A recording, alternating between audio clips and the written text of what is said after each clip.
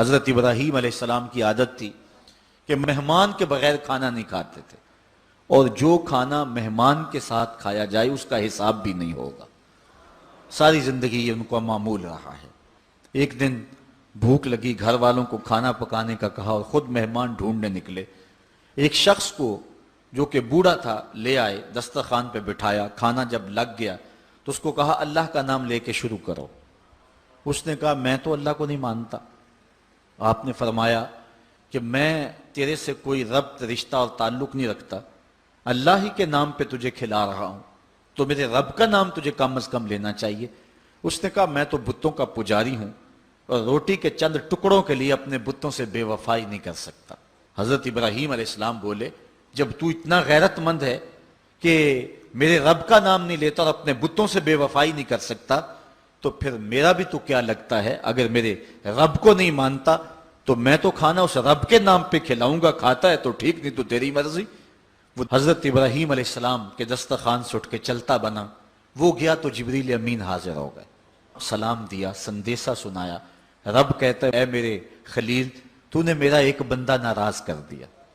یا اللہ، وہ تیرا بندہ تھا، وہ تو تیرا نام لینا گوارا نہیں کرتا تھا، اور تو فرما رہا ہے کہ وہ میرا بندہ تھا۔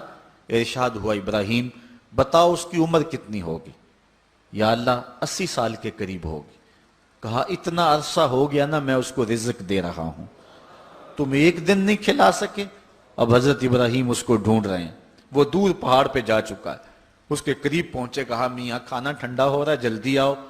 اس نے کہا ایک شرط ہے، تمہارے رب کا نام نہیں لوں گا۔ کہا نہ لینا آؤ۔ تو کہنے لگا لہجے میں اتنا گداز، اتنی نرمی کیسے آ گئی؟ تم تو کہتے تھے رب کے نام کے علاوہ کھلاؤں گا نہیں۔ کہا کہ اسی رب کا ہی تو پیغام آیا ہے کہ میں بھی اس کو دے رہا ہوں۔ اس نے کہا اگر تیرا رب اتنا اچھا ہے تو کھانا بعد میں کھائیں گے، پہلے اس کا غلام بنا لے مجھ کو۔ تو وہ رب ہے سب کا، ہمارا حق ہے کہ ہم اس کی پوجا کریں۔ تو اللہ تعالیٰ جل شانہ نے ارشاد فرمایا یا ایھا الناس اعبدوا ربکم، اپنے رب کی عبادت کرو۔ ایک تو وہ تمہارا رب ہے، اور پھر الذی خلقکم، اس نے تمہیں پیدا بھی کیا ہے۔